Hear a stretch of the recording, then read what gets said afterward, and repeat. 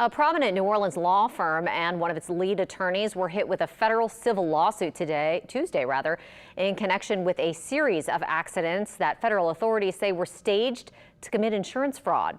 The King firm and attorney Jason Giles were named as defendants in the suit, along with 6 people who have pleaded guilty in that sprawling federal case that we exposed more than a year ago in our investigative series, Highway Robbery.